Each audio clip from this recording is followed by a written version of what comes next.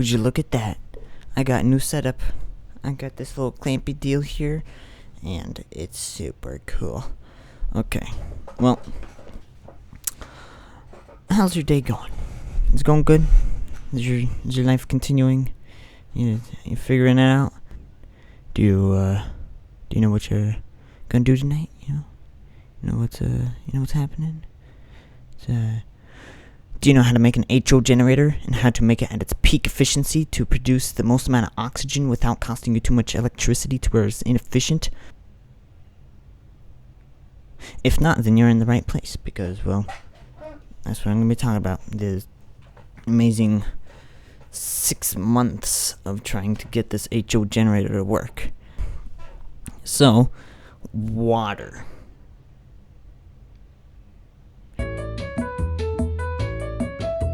So, water. It is made out of 2 hydrogen and 1 oxygen.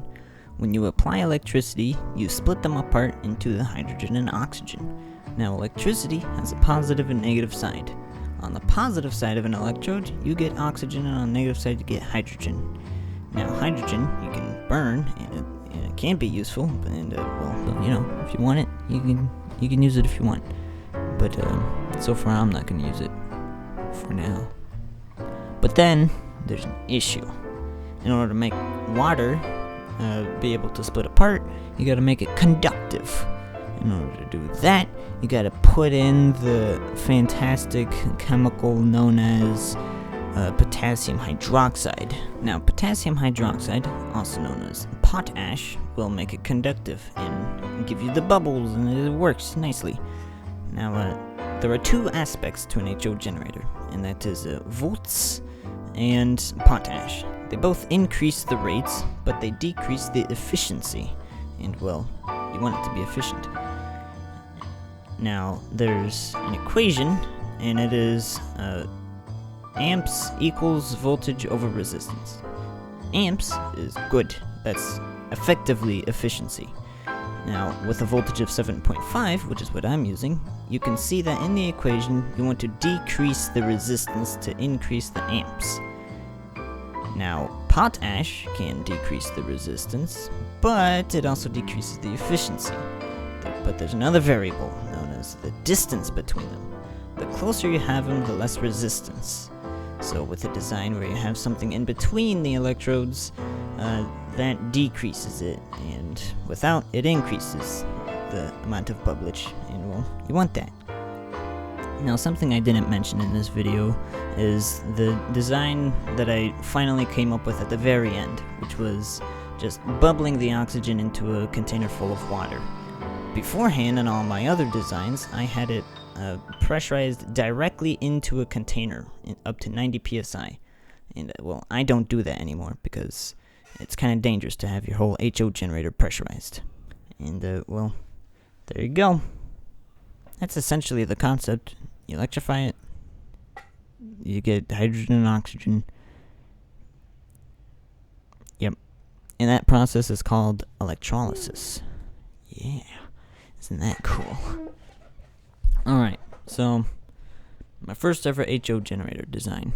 So, well, I guess I can actually grab it right now. It's in my room. How about while we're waiting for him, we'll show a section where we show the amazing process of building this HO generator.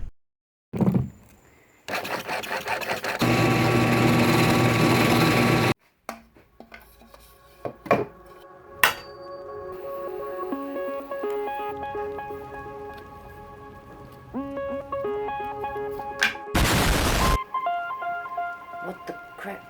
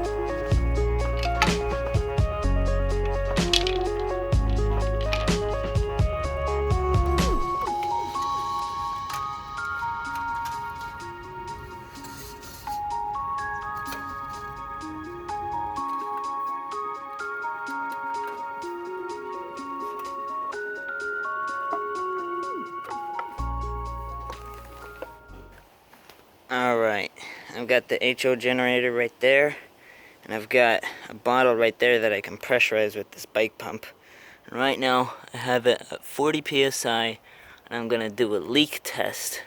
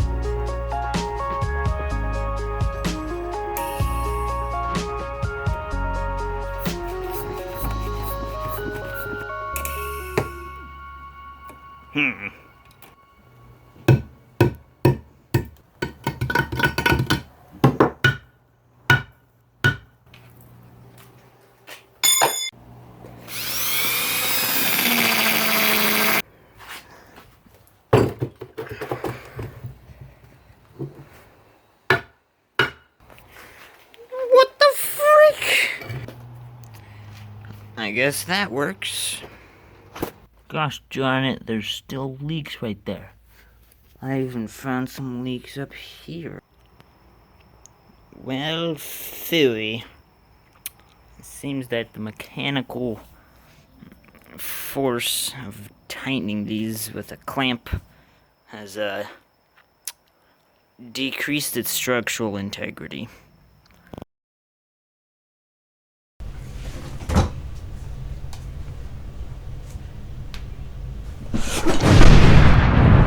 This HO generator sucks. It has a few problems. First of all, alright,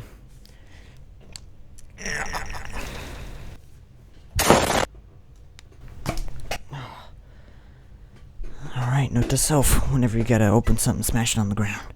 Alright, so first of all, the problem is this big old hole right here. So my design is you put an electrode in there, an electrode in there, you put on this little cap with a little wire there, and you attach it to the electrodes, and then this little hole will produce oxygen, produce hydrogen, and this little hole will produce oxygen, or the other way around, depending on how I put the electrodes. And bada bing, bada boom, you get it working. And my original plan was to have this all sealed off to a container that it's filling, so that as it produces it, it pressurizes it, because the air doesn't have anywhere else to go. And it's less dense than oxygen, so it expands in there and achieves its own pressure. But the issue is that this big old cap here would always pop off or break. The reason for that is in the name of PSI. PSI, the measurement for pressure, and it's pounds per square inch. That per square inch really takes into effect when you have a lot of surface area. This is a lot of per square inch right here. So when I have 90 PSI with a surface area of, like, I don't know, I'll say like 6 square inches or something, 6 times 90 pounds on this whole thing here. That's a lot of weight to try and take care of, so it always wants to explode. And so that was fantastic. It was also really hard to seal this. It would always leak all the time. It's freaking irritating. So then I just redesigned the whole thing. I was like, okay, fine, redesign everything in the world. Alright, we're gonna show the process once again for this HO generator.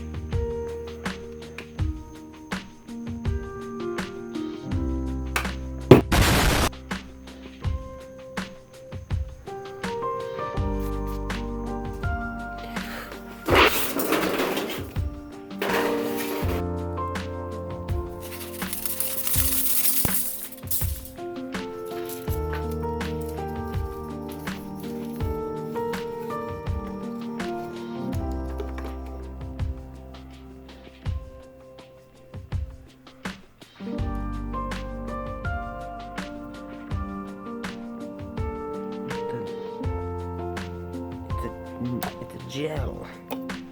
Hold on.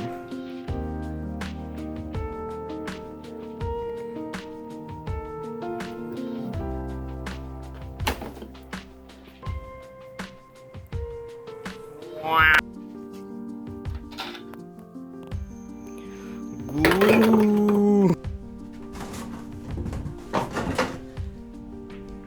And that's where this came in. This gosh darn thing. This crazy thing here. So, my design is a U shape where I had, I cut these off. The tube continued to a little threaded piece to where I could attach the container. The hydrogen will be produced on this side from this electrode. The oxygen will be produced on this side from this electrode. And it would go into the container, pressurize it, just like before. But in this case, there is almost no moving parts. It's just, you put it in there and it works. And I have it coming out of these little ends here to attach the electricity to, and bada bing, bada boom. But there is an issue. You see, when I attached it all together, made it all nice, and I put the water in there and the potassium hydroxide, it started smoking. And I was like, that's not supposed to be happening. That's supposed to be happening when I plug it in and it smokes oxygen. But I can't see oxygen. So why is it smoking? It doesn't smell very great either. So I poured out the water and it was purple. And I'm like, water isn't supposed to be purple. That is not the color of water. So I was like, well, dang, this is irritating. And I found out that this caustic potash here reacts with a lot of random things. So I got the electrode that I used, I put it in there, and it started reacting. So I knew that these electrodes were the issue. As you can see here, that's supposed to be shiny metal. It isn't shiny anymore. It isn't very good. And so I was just like, well, fine. Freaking redo the whole thing all over again. The same design, but I'm going to have a threaded cap here where I can take it off and change out the electrodes for something that won't react.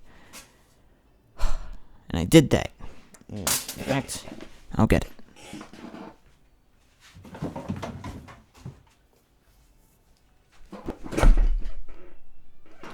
So here it is. Here's the thingamabobber, and oh, hang on, let me get the cap.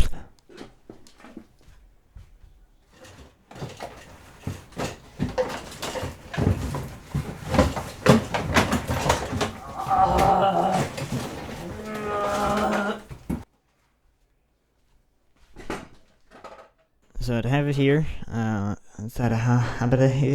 here is the little alligator clips. Attaches to the electrodes. Screw it in there. Got the threaded pieces to put the bottle on. I attach the electricity to the ear. And boom. It works. Bada bing, bada boom. Isn't that cool? And in fact, this design worked pretty well. I eventually found an electrode that worked, which was a metal bushing scrub thingamajig.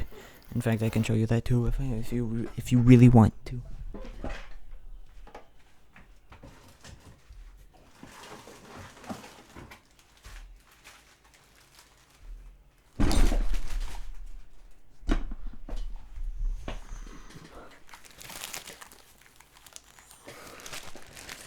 Here you go.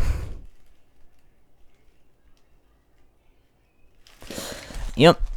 It's just a metal scrub. Use it for dishes and stuff, and it's stainless steel. Stainless steel was the main thing I was looking for. I kind of asked around. I was like, hey, what electrode should I use? And people were like, stainless steel, and I was like, okay. So that's what I used.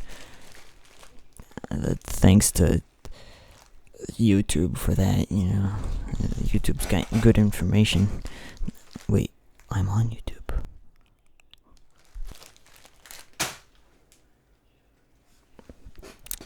So I put it in there, and I waited a couple days, and it generated a 2-liter bottle full of oxygen. Nice. It was pretty good. But here's another but.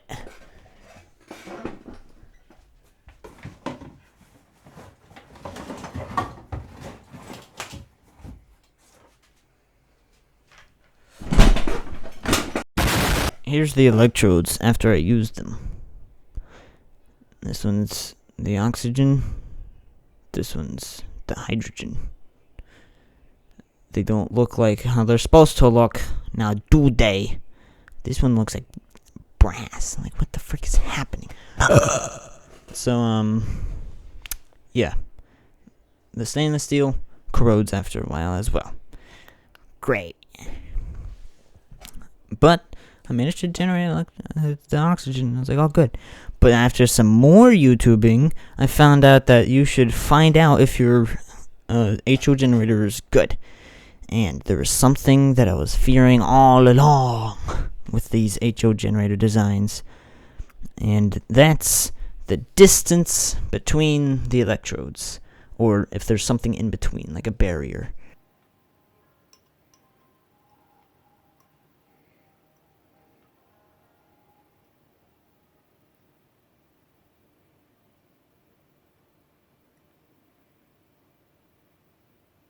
Like how far they are. And well, it turns out that's what's affecting them, and making it like corrode with only 2 liters of oxygen produced. And so then the discovery was I need to make it closer.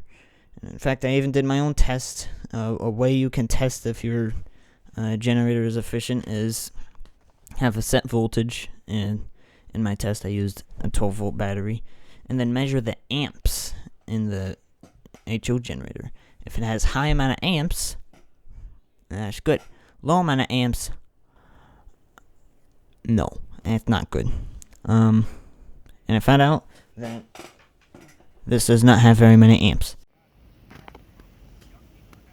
That's not a lot of amperage for my HO generator. So then I was like, okay, I'm gonna redesign it again. Okay, here's what you do. You get a glass vase. You get a piece of plastic and stick a graphite in there. You make sure the plastic has a hole in the bottom for water to move and a hole on top for oxygen to come out of. Then you put the electrode in there and make sure the electrode is touching the graphite rod because that's what gives electricity. You go on and clamp it, make sure it stays in place. Get the other electrode, just kind of stick it down there. And you stick the whole thing into the vase. Now, how do you make the water for the vase? You just go ahead and get a container for that. You stick some potassium hydroxide in there. And then you go ahead and put some clean water in there. I use a ratio of about 13 milliliters per gram of potassium hydroxide. And go ahead and put in the caustic potash very slowly because it heats up and you don't want to melt your container. You can go ahead and test if this solution is good by tasting it, because it would taste like death as well as alkaline solution. And it's bitter tasting and it's very delicious. You go ahead and put that in there. The bada bing bada boom, you got it. Well, there were some issues with that design. So the little graphite things that were shown with it stabbing in there to give it the conductivity, give it the electricity, didn't really attach very well. So that's why it didn't really work very good. So then I eventually tried to figure that out. But as I was figuring that out, the plastic was also kind of degrading. You could see some cracks along it. So I had to redo that. And I used a piece of PVC with a 3D printed top. And that worked pretty well until it didn't. You see, PLA, the polylactic acid that I use for my 3D printing, gets really brittle from the potassium hydroxide water. I put PVC on the top since the PLA gets brittle and breaks all the time, with a little aluminum adapter thing that attaches to the tube pretty well, and now it works. I got it feeding into a thing, and now presenting to you, got the full HO generator.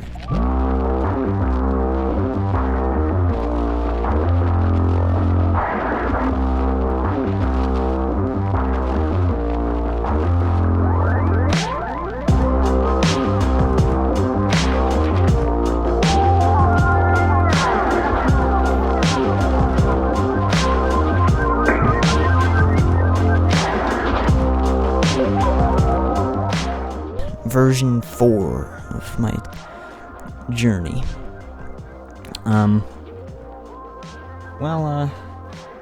Yeah, there you have it.